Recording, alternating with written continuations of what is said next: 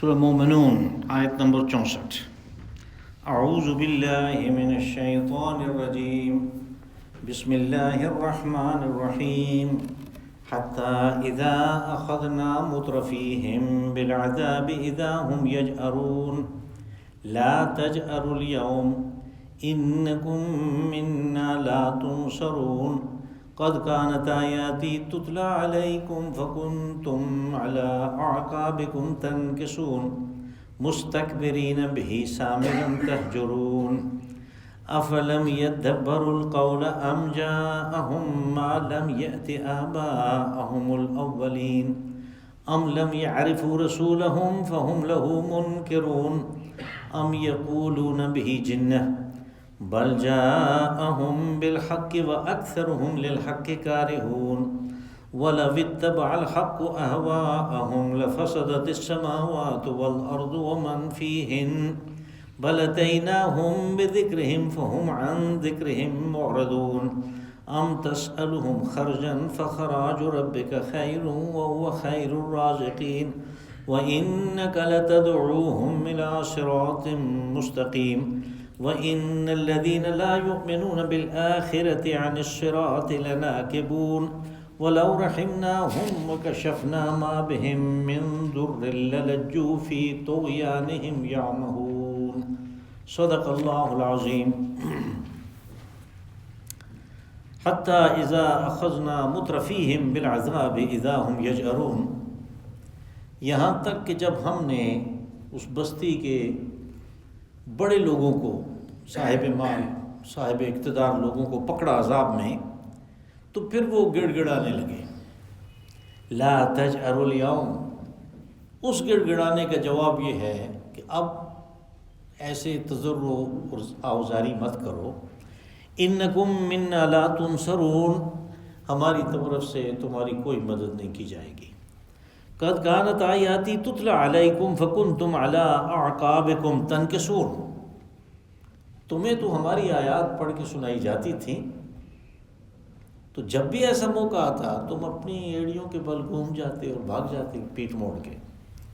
مستکبرین بہ سامرا تہجرون، اور یہ کام کرتے تھے تم اپنے تکبر کی وجہ سے رسول علیہ الصلوۃ والسلام جو کہ آیات پڑھ کے سناتے ہیں ان کے ساتھ مذاق کے موڈ میں، اور یوں کہ گویا وہ کوئی افسانہ گو ہے اور آپ اسے چھوڑ کے جا رہے ہیں۔ افلم یدبروا القول ام جاءہم ما لم یأت آباءہم الاولین، تو کیا انہوں نے اس کلام کے اوپر غور نہیں کیا، یا یہ کہ کوئی ایسی چیز آ گئی جو پہلے ان کے آباء و اجداد میں سے کسی کے پاس نہیں آئی تھی۔ ام لم یعرفوا رسولہم فہم لہ منکرون، یا یہ ہے کہ یہ اپنے رسول کو پہچانتے نہیں اور اس لیے وہ اس کے کا انکار کر رہے ہیں۔ ام یقولون بہ جنہ، یا ان کا یہ خیال ہے کہ اس کے اوپر کوئی جنون طاری ہو گیا ہے۔ بل جاءہم بالحق واکثرہم للحق کارہون، اصل حقیقت یہ ہے کہ وہ رسول تو ان کے پاس ایک قول فیصل لے کے آیا، حق بات لے کے آیا، اور یہ وہ لوگ ہیں کہ جنہیں حق ناگوار گزرتا ہے۔ وَلَوِ اتَّبَعَ الْحَقُّ أَهْوَاءَهُمْ لَفَسَدَتِ السَّمَاوَاتُ وَالْأَرْضُ وَمَنْ فِيهِنْ، اور اگر حق ان کی خواہشات کے مطابق آئے تو پھر تو زمین و آسمان سب کے سب فساد ہو جائے اس میں، اور جو اس کے درمیان ہے سب فساد کی نظر ہو جائے۔ بل اتیناہم بذکرہم فہم عن ذکرہم معرضون، اصل بات یہ ہے کہ ہم نے تو ان کے لیے یاد دہانی بھیجی ہے، یہ ذکر ان کے لیے ہے اور یہ اپنے ذکر سے منہ موڑ رہے ہیں۔ ام تسألهم خرجا فخراج ربک خیر وهو خیر الرازقین، یا یہ کہ وہ تم سے کوئی اجرت مانگتا ہے، تو یاد رکھو کہ جو کچھ وہ کر رہا ہے اس کے بدلے میں جو اجرت اسے اللہ دے گا وہ بہتر ہے، اور وہ سب سے بہترین دینے والا ہے۔ وَإِنَّكَ لَتَدْعُوهُمْ إِلَىٰ صِرَاطٍ مُسْتَقِيمٍ، اور اے رسول صلی اللہ علیہ وسلم بے شک آپ ان کو صراط مستقیم کی طرف بلا رہے ہیں۔ وَإِنَّ الَّذِينَ لَا يُؤْمِنُونَ بِالْآخِرَةِ عَنِ الصِّرَاطِ لَنَاكِبُونَ، اور وہ لوگ جن کا آخرت پہ ایمان نہیں ہے وہ اس راستے سے بدکتے ہیں۔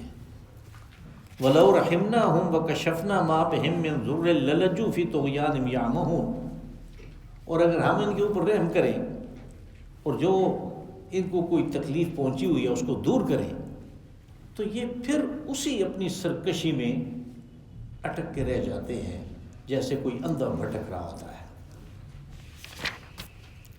یہ ہمارے پچھلے درس کے ساتھ متصل مضمون ہے، اور اس میں جیسے پہلے بتایا تھا کہ پھر نہ ماننے کی صورت میں عذاب آیا کرتا ہے، تو کہا جب عذاب آتا ہے تو اس میں خاص طور پہ تذکرہ ہوا کہ مترفی ہے، حتیٰ اذا اخذنا مترفی ہے۔ مترفین وہ ہیں کہ جو کسی بھی بستی میں، کسی علاقے میں، کسی قوم میں جن کے پاس مال و دولت ہے، جن کے پاس اقتدار ہے، اور باقی لوگ جو ہیں وہ گویا کہ ان کی رعایا ہے، اس لیے کہ رعایا بے شک نہ ہو، حکمران وہ نہ ہو، پھر بھی وہ دیکھتے انہی کی طرف ہے، یہ مترفین ہے۔ کہا کہ ہم مترفین کو عذاب دیتے ہیں جب ان کو پکڑتے ہیں، لیکن جب ہم قرآن حکیم میں پڑھتے ہیں تو ایسے واقعات ہیں کہ بستی کی بستی جو ہے ہلاک ہو گئی، قوم کی قوم ختم ہو گئی، اس میں مترفین بھی ختم ہو گئے، اس میں جو ان کی طرف دیکھتے تھے، جو ان کے دست نگر تھے، جو ان کے مزارے تھے، جو ان کے ووٹر تھے، جو ان کا ووٹ بینک تھا، وہ بھی سارے کا سارا ختم ہو گیا۔ اصل میں بات یہ ہے کہ عذاب اس دنیا میں آتا مترفین کے لیے ہے، اور رسولوں کی دعوت کی ابتدا بھی انہی سے ہوتی ہے، یعنی وہ سب سے پہلے ان لوگوں کو جو سرکردہ ہیں، جو کسی قوم کے، کسی قبیلے کے، کسی خاندان کے سربراہ ہیں، سب رسولوں نے اور رسول اللہ صلی اللہ علیہ وسلم نے سب سے پہلے ان سے بات کی، ان کو کوشش کی کہ یہ سیدھے راستے پہ آ جائیں۔ جب حضور صلی اللہ علیہ وسلم طائف چلے گئے تو آپ نے جن 3 سرداروں سے بات کی، وہ 3 وہی تھے کہ سارے کے سارے بستی کے، اس شہر کے، وہ بڑی بستی تھی، بڑا شہر تھا طائف، تو اس کے سارے کے ساری جو آبادی تھی وہ ان تینوں کی رعایا تھی، اور آپ یکے بعد دیگرے ان تینوں کے پاس گئے، اور ان تینوں نے آپ کی بات کو ماننے سے انکار کر دیا، عجیب و غریب وجوہات دے کے، جن کا تذکرہ اپنے وقت پہ ہوتا رہتا ہے۔ اب جب حضور صلی اللہ علیہ وسلم واپس آئے اس حال میں کہ انہوں نے لونڈوں کو پیچھے لگایا اور انہوں نے پتھراؤ کیا آپ کے اوپر، تو حضرت زید بن حارثہ نے کافی کوشش کی بچانے کی، وہ خود بھی زخمی تھے، حضور بھی زخمی تھے، تو پھر جب ایک جگہ بیٹھ گئے تو جبرائیل امین آئے اور انہوں نے کہا کہ آپ حکم کریں تو میرے پاس پہاڑوں کا فرشتہ ہے، یہ ان 2 پہاڑوں کو آپس میں ملا دے گا اور کام ختم ہو جائے۔ اب مترفین صرف 3 ہیں، لیکن دوسرے لوگ ضمناً اس دنیا میں جو عذاب آتا ہے ضمناً اس کا شکار ہو جاتے ہیں، اس لیے کہ وہ خود تو مترفین میں شامل نہیں ہیں، لیکن مترفین کے اعلی کار بن جاتے ہیں، جیسے ہم سیرت رسول صلی اللہ علیہ وسلم میں دیکھتے ہیں کہ ابو جہل تو انکار کر رہا ہے، لیکن جو ابو جہل کے خاندان والے ہیں، جو دوسرے تیسرے ہیں، وہ اب اس کے بغیر اور اس کے بھائی کے بغیر کچھ بھی نہیں کر سکتے، الا ماشاء اللہ کچھ لوگ تھے کہ جنہوں نے اپنے خاندان کو، ان بزرگوں کو نظر انداز کر کے حق کی طرف جو لپکائے، اکثریت یہی ہوتی ہے۔ تو دوسرے لوگ بھی جب کہا کہ مترفین کو پکڑتے ہیں تو دوسرے بھی ضمناً اس میں شریک ہو جاتے ہیں، وہ بھی پکڑ میں آ جاتے ہیں۔ اذا ہم یجأرون، جأر یجأرو، آہوزاری کرنے، چیخ و پکار کرنے، تضرع کے، عاجزی کا اظہار کرنے کے، یعنی وہ سابقہ جو کام میں نے کیے وہ میں نہیں کروں گا، اب کہ مجھے چھوڑ دیں، یہ اس چیز کے لیے یہ لفظ استعمال ہوتا ہے، یہ فعل ہے جأر یجأرو، یجأرون، تو پھر وہ آہوزاری کرنے لگتے ہیں۔ لا تجأروا اليوم، اس کا جواب یہ ہوتا ہے کہ اب اس تضرع کی، اس آہوزاری کی، اس چیخ و پکار کی کوئی ضرورت نہیں، اب یہ کوئی فائدہ دینے والی نہیں۔ وہی بات ہے جو فرعون کو کہی گئی کہ جب غرقاب ہونے پہ آیا تو اس نے کہا کہ میں بھی موسیٰ اور ہارون کے رب کو مانتا ہوں.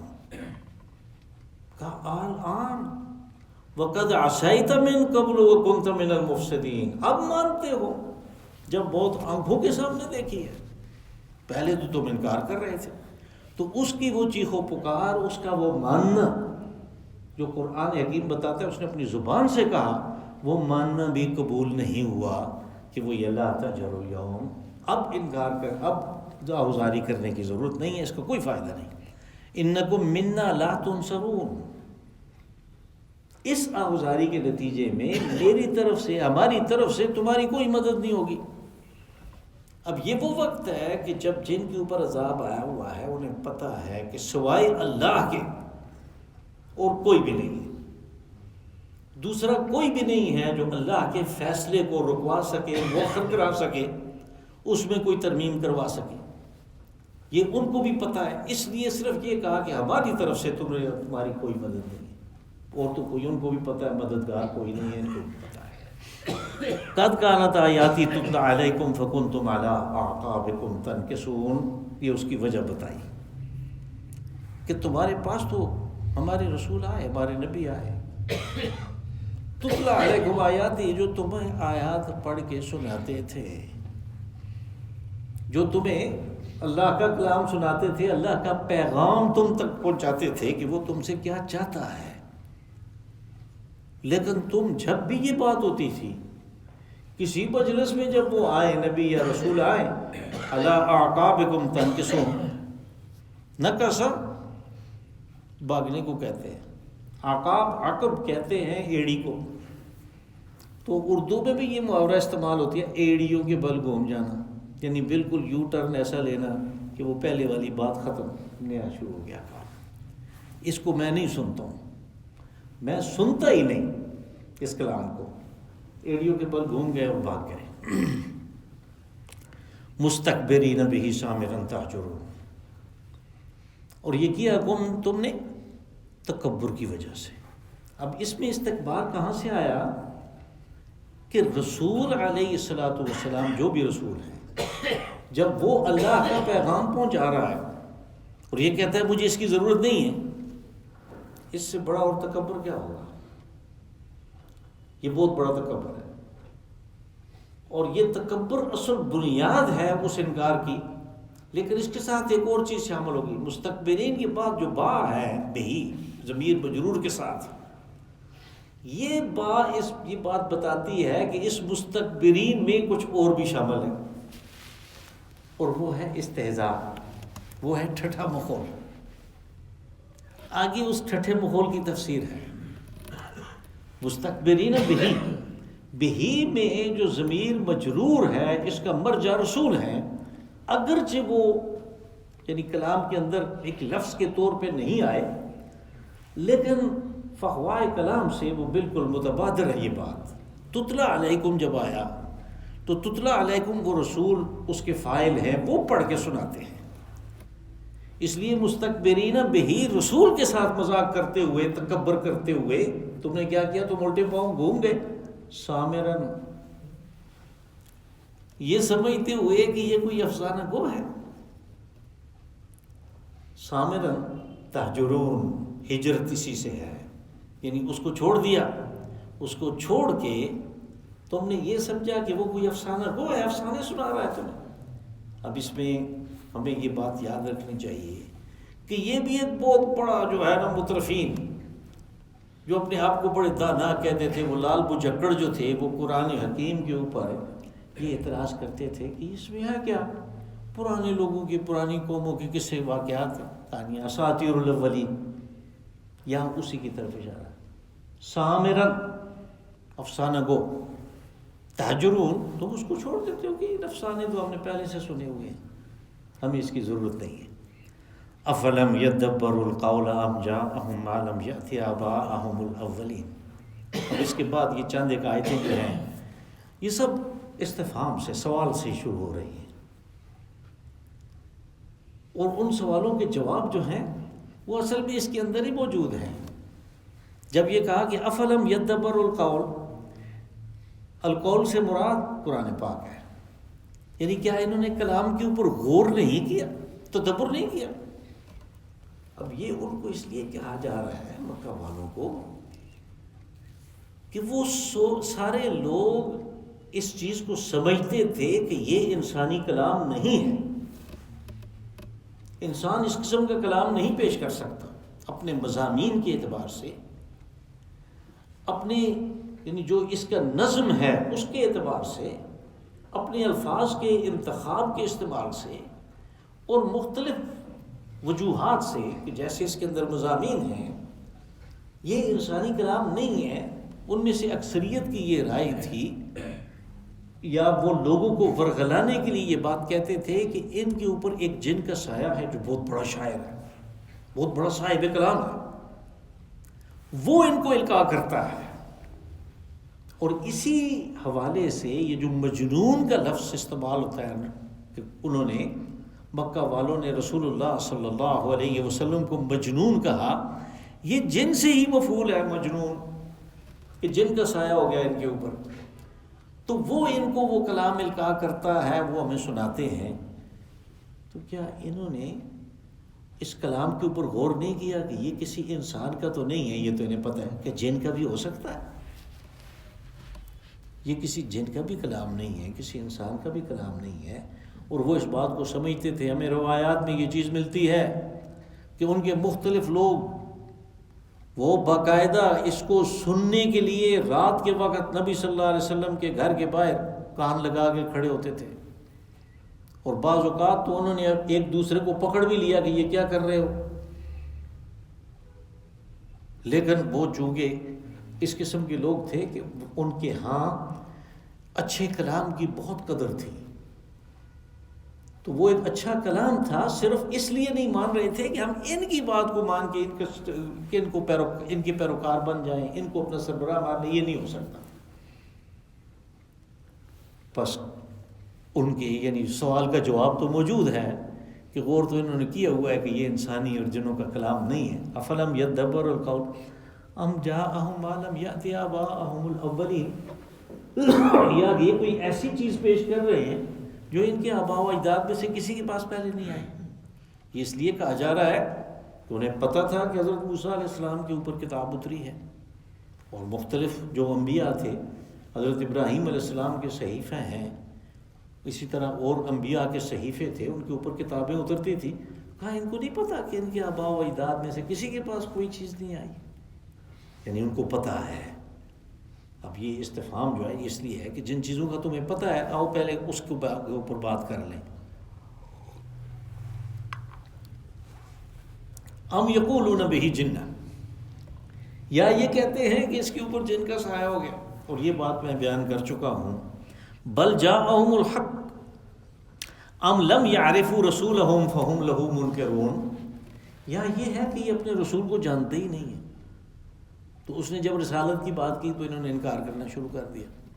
اب یہ اس لیے کہا جا رہا ہے کہ وہ ان کو جانتے تھے کہ کبھی غلط کام کیا ہی نہیں، کبھی کسی کا دل نہیں دکھایا، کبھی بھی ایسے نہیں ہوا کہ کسی نے سوال کیا ہو اور انہوں نے اس کا سوال جو ہے وہ رد کیا ہو، انہوں نے اس کو کچھ نہ کچھ دیا۔ جب نہیں دے سکے، اپنے پاس کچھ نہیں تو کسی دوسرے کو کہا۔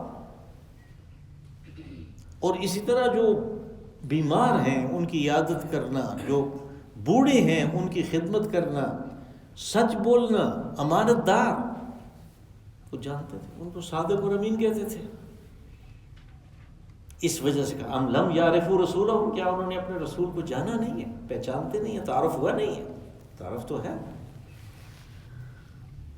فہم لہو منکرون، کہ اس وجہ سے وہ انکار کر رہے ہیں کہ بھئی ہم تو اس کو جانتے ہی نہیں ہیں، یہ اچھا آدمی ہے، برا آدمی ہے، گالیاں دیتا ہے، اچھی بات کرتا ہے، کیا کرتا ہے؟ نہیں، یہ بات نہیں ہے، وہ اس کو جانتے ہیں۔ ام یقولون بہ جنہ، یا یہ کہتے ہیں کہ اس کے اوپر جن کا سایہ ہو گیا ہے۔ بل جاءہم بالحق واکثرہم للحق کارہون، کہا کہ اصل بات یہ ہے کہ یہ رسول علیہ الصلوۃ والسلام ان کے پاس حق لے کے آئے، یعنی قرآن پاک کیا ہے؟ الحق ہے۔ اور حق قرآن پاک میں مختلف معنوں میں استعمال ہوتا ہے۔ یعنی میزان کے اوپر جب لوگوں کے اعمال رکھے جائیں گے تو وزن اسی کا ہوگا جو حق ہے. الوزن یومئذ الحق، وزن صرف حق کا ہوگا، یعنی جو اس میں الحق ہے اس کا وزن ہے.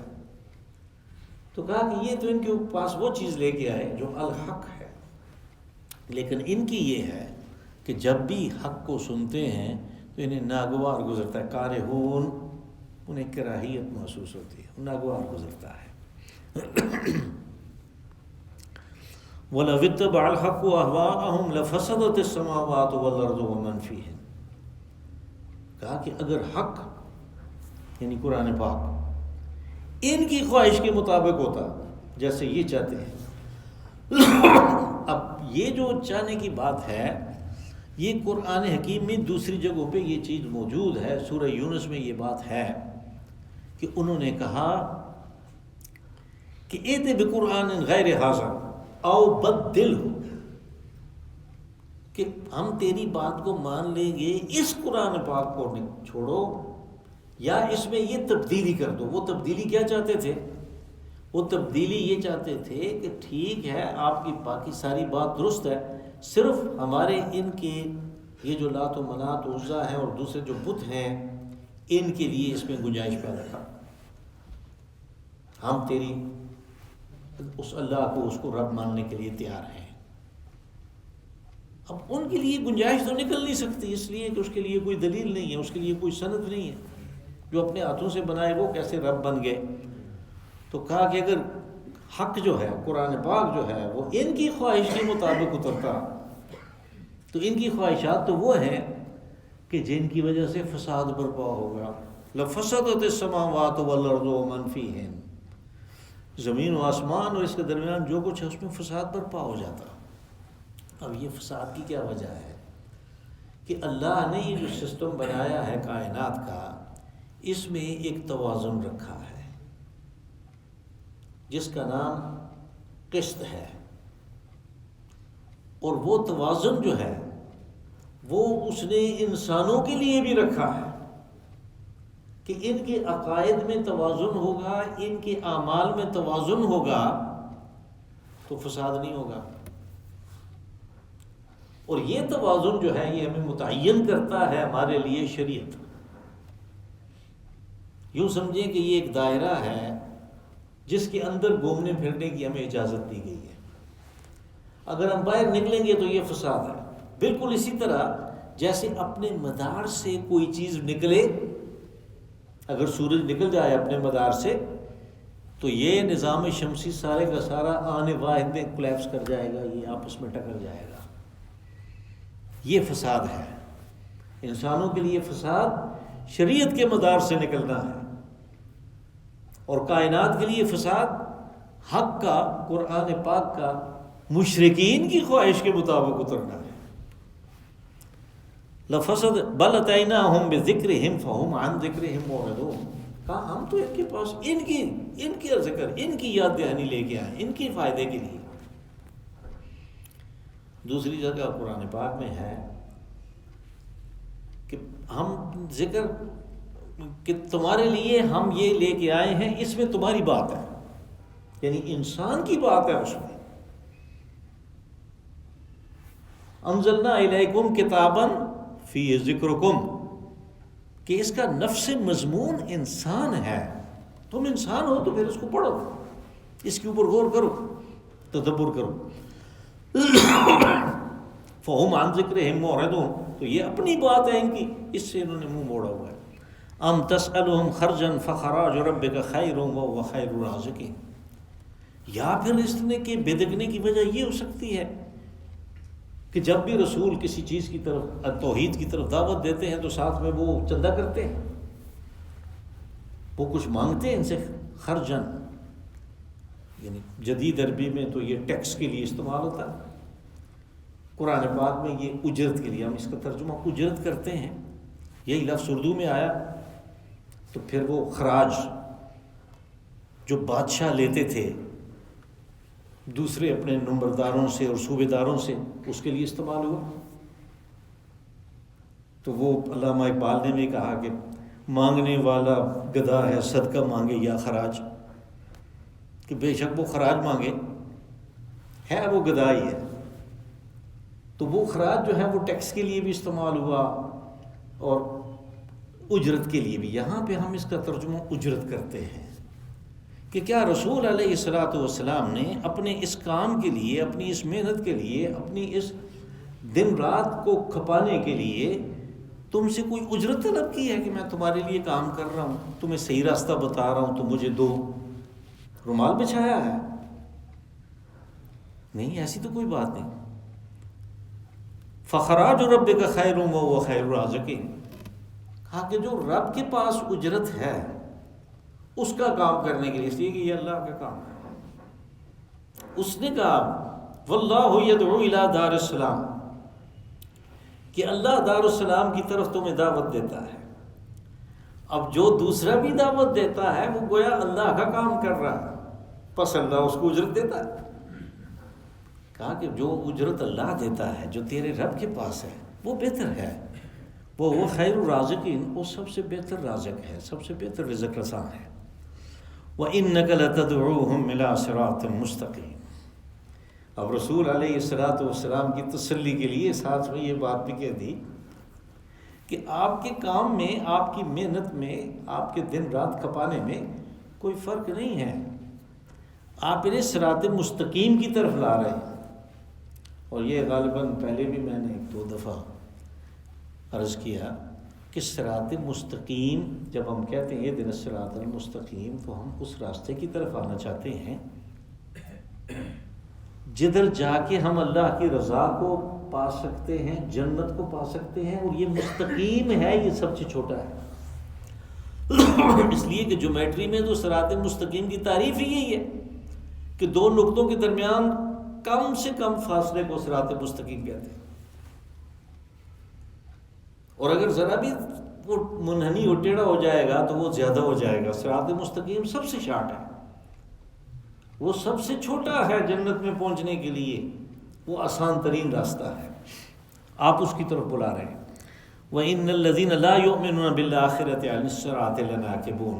اب وہ سارے سوال کرنے کے بعد جو اصل علت ہے ان کے نہ ماننے کی، اس کا تذکرہ ہے شاید میں کہا جو لوگ آخرت پہ ایمان نہیں رکھتے وہ اس چیز سے بدکتے ہیں۔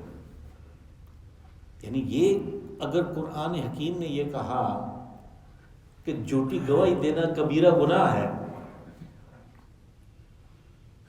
تو گناہ کی سزا تو وہاں ملے گی۔ یہاں تو روزانہ لاکھوں کی تعداد میں پاکستان کی عدالتوں میں، باقی دنیا میں بھی ہوگا، یہاں زیادہ ہے ہمارے سامنے، ہمیں پتہ ہے، جھوٹی گواہیاں دیتے ہیں، نہ کسی کی زبان چلتی ہے، نہ کسی کے پیٹ میں مروڑ اٹھتا ہے، کچھ بھی نہیں ہوتا۔ بات یہ ہے کہ یہ جو اخلاقیات ہیں ان کی سزا تو وہاں پہ ہوگی، تو جو اس کو مانتا ہی نہیں ہے اس کے لیے جھوٹی گواہی دینا، یہ تو دنیا داری کے فائدے کو دیکھے گا۔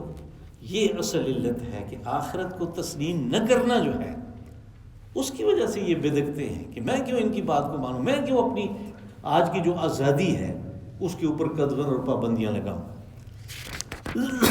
وَلَوْ رَحِمْنَاهُمْ وَكَشَفْنَا مَا بِهِم مِّن ضُرٍّ لَّلَجُّوا فِي طُغْيَانِهِمْ يَعْمَهُونَ۔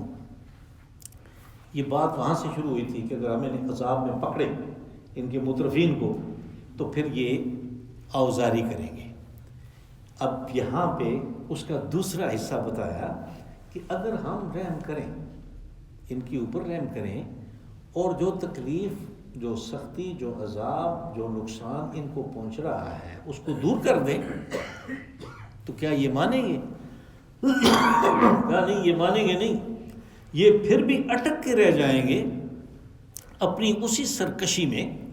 تو اگر لَلَجُّوا فِي طُغْيَانِهِمْ يَعْمَهُونَ، ہم یہ کہتے ہیں اندھے کو، یہ اسی سرکشی میں اندھوں کی طرح بھٹکتے ہوئے رہ جائیں گے، یہ پھر بھی ماننے کے نہیں۔ اور ہمیں یہ نہ ماننا جو ہے، یہ حضرت موسیٰ علیہ السلام اور فرعون کے قصے میں بڑی آسانی سے ملتا ہے کہ ہر دفعہ کہتے تھے کہ یہ دعا کرو، یہ عذاب ٹل جائے، ہم مانیں گے، انہوں نے نہیں مانا۔ اللہم صلی وسلم وبارک وانعم علی عبدک ورسولک نبیک محمد